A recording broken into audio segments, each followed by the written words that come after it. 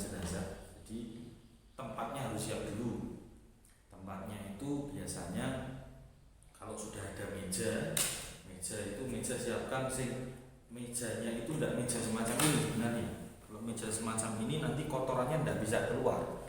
Jadi mejanya yang meja ada selang-seling gitu. Jadi koyo ngopo nih. Kayak ada ram-raman itu. Kalau semacam ini kotoran kita keluarkan, dia kan sampai di sini jadi mayatnya terkena kotoran lagi. Jadi mutanajis nih, najis. Terus kalau tidak ada meja misalnya biasanya di kampung itu pakai apa itu kursi panjang dua, terus tengahnya diparingi pelatah pisang. Kalau tidak semacam itu biasanya dipanggung saged. Yang perlu disiapkan yang pertama tempat untuk memandikan jenazah, karena di sekolah belum ada tempat untuk memandikan jenazah sementara penting meja. Tapi keterangan yang kudu sampean kabeh mejanya sebenarnya tidak semacam ini, tapi meja yang ada rongga-rongganya biar air ketika disiramkan itu langsung ke bawah. Terus yang perlu disiapkan lagi sabun. Sabun itu kalau sabun satu nanti yang bisa nyabuni satu tok. Jadi sabunnya disigar kita ini dipotong-potong biar 3-4 orang bisa. Terus yang lebih baik kalau memandikan jenazah laki-laki ya laki-laki, yang perempuan. Tapi kalau masih ada unsur keluarga boleh perempuan atau laki-laki. Tapi yang paling utama lagi niku anak putu, anak cucu. Sampai sebagai anak bapak atau ibunya meninggal, mbah putri, mbah putra yang meninggal, ojo terharu pikuk, terlena dengan tangisan, terus akhirnya tidak ikut prosesi perawatan jenazah dari memandikan, mengkafani, itu tidak ikut. Tapi usahakan anak cucu ikut. Nah, yang dipersiapkan lagi tutup. Jadi jenazah itu kalau dimandikan ojo tok udoni blejet, ampun. Dia juga punya wibawa walaupun sudah menjadi mayit, masih punya wibawa. Terus lagi yang perlu dipersiapkan lagi air, gayung, dan terus pakai steam, bukan nyuci mobil baru memandikan jenazah, cuci salju, nah, itu jangan. Airnya saja nyiramnya gitu pelan. Jadi itu biasanya juga pakai kapur barus. Kapur barus itu nanti dipakaikan di rendaman terakhir, dikepuk-kepuk sih, bahan itu dicencang ditaruh di air nanti untuk siraman terakhir. Nah, setelah tempat sudah selesai, bawa dulu jenazah ke tempat pemandian. Terus yang dilakukan lagi lepas pakaian jenazah. Cara melepas pakaian jenazah tidak perlu dilepas ngeten seperti orang hidup, tapi pakai gunting dipotong. Lah pripun Pak niku bajunya harganya mahal, ora apa-apa kudu dipotong. Nah, ngoten niku dadak ngeten niki nguculi mesake mayit. Jadi dipotong, semuanya dipotong. Kalau sudah ini tidak ada pakaian sedikit pun, yo ini pakai ditutupi pakai kain. Biasanya ning kampung itu pakainya jari. Ojo diudoni becek. Kalau sudah semacam ini, sudah dilepas pakaiannya dengan cara digunting, yang dilakukan lagi lepas tali-talinya. Tali-tali yang tadi untuk merapatkan sini dikasih tali, di sini kasih tali, ini dilepas. Kenapa tadi saya bilang harus pakai tali wangsul? Kalau tali wangsul sampai penak, cuma ditarik ini tok sudah selesai. Tapi kalau tali pati nanti tidak enak melepasnya. Kalau sudah, hal yang pertama dilakukan adalah mengeluarkan kotoran mayat. Ini penting. Sebelum itu saya akan menerangkan, mungkin di biologi sudah ada. Saya pernah komunikasi dengan Mbah Mudin joro ning kampungnya sampeyan. Itu memang benar. Kalau biasanya kan keterangan di buku itu cuma dibelirit-belirit perutnya sini dibelirit ini. Itu tidak akan keluar. Kotoran mayat kalau masih ada kotorannya tidak akan keluar. Coba boleh ditanyakan ke guru biologi sampai masing-masing. Di tubuh manusia alat keluar kotoran itu ada 2 katup.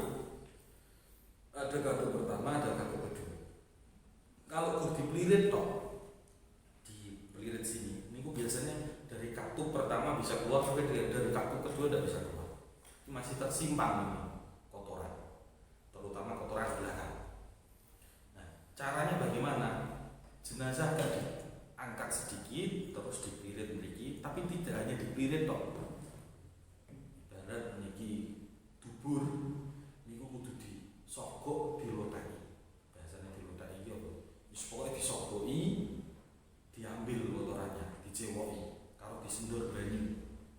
Sendurnya makanya penaknya jadi pakai selang atau pakai gayung juga tidak apa-apa. Niki kalau dilogok sogok ini usahakan sampeyan sebagai anak sing ngeten anak. Sampeyan wis pirang wektu kecilik tekan sampeyan umur setahun 2 tahun dicewoki pakmu, dicewoki mbokmu ki maem enak-enak ngek sampeyan jebule anakku pinter padahal padahal mbokmu ki maem ibumu ki maem, makmu ki maem.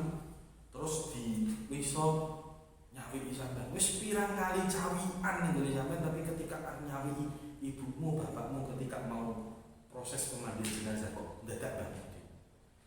Sampeyan sing nyewoki, sing ngelir iki ben Mbah Mudin.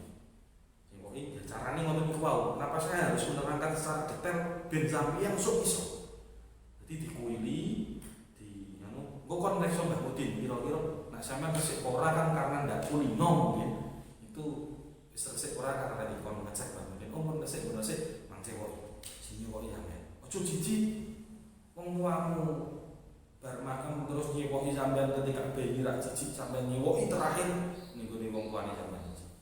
Kalau sudah diceboki semacam itu wis resik, berarti proses yang kita lakukan dulu adalah ini cara mengeluarkan apa? Kotoran yang tadi dipelirit perutnya di sini, perutnya dipelirit, terus sama di dubur itu dirogoh, disogok, diambil kotoran dari katut terakhir. Itu kalau sudah semacam itu bersih diceboki. Kalau sudah selesai ceboki niku apa? Diwudukan dulu mayit.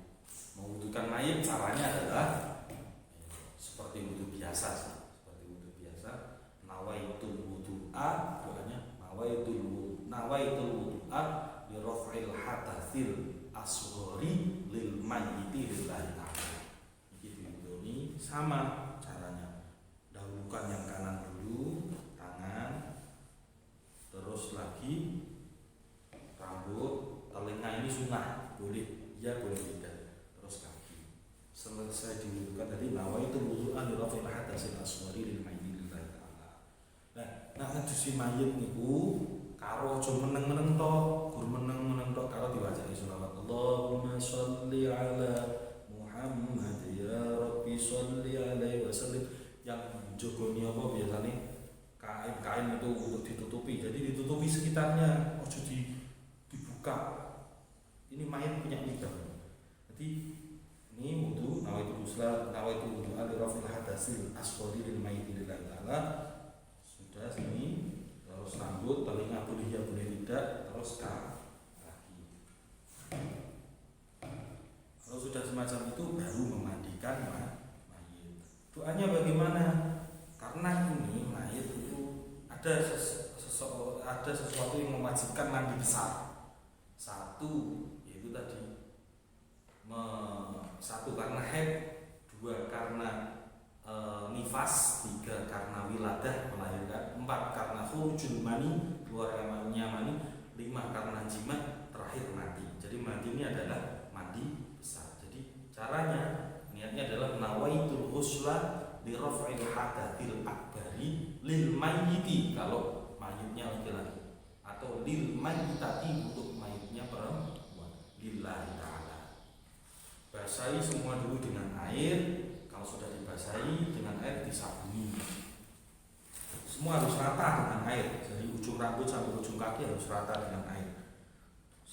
Sabun semua, kasih sabun semua, bersihkan, perlu sampo ya sampo, terus ini diringki, yang bagian belakang sini juga disabun. Sudah pakai sabun semua, dibilas lagi, kasih air lagi, selesai, sudah kotoran-kotoran di telinga sini pakai cotton bud dibersihkan, disabuni, sudah selesai, sudah dibersihkan semua. Ini diganti, caranya ganti pripun? Niki dikemulke sing anyar dulu, nanti ini ditarik lagi. Kalau sudah semua, sebelum ini diganti, siraman terakhir tadi, rendaman kapur harus. Sudah semacam itu, boleh nanti ketika dikafani. Kalau sudah ini diganti, tapi hal yang perlu diperhatikan, kalau sampean memandikan jenazah, tempat mengkafani harus siap. Jadi agar apa? Jenazah ini kita angkat dari tempat, dari selesai mandikan, itu tempat untuk mengkafani itu sudah, kain kafan sudah ditata, wis plek, mriki wis ora dilek-lek jenazah. Kalau kain kafan belum siap, itu berarti jenazah kok ning meja nek tok pindah jek ngeten iki. Berarti jek urung, walaupun sudah bersih tapi kain kafannya belum ada. Jadi kain kafan ditata di meja. Ketika mau proses memandikan tadi, ada yang menata kain kafan di meja.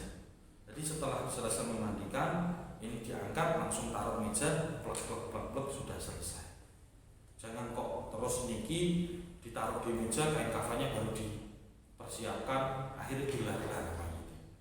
Walaupun sudah ditutupi dengan kain, tapi kan ya lebih baiknya. Terus pertanyaannya, kalau jenazah itu rusak, dimandikan bagaimana? Dimandikan yang masih utuh. Tapi ketika jenazah ini kok dimandikan tidak utuh, maksudnya itu potongan seperti maaf, korban Lion Air misalnya, ya apa yang ada jenazah, misalnya tinggal kaki tok, ya kaki yang dimandikan.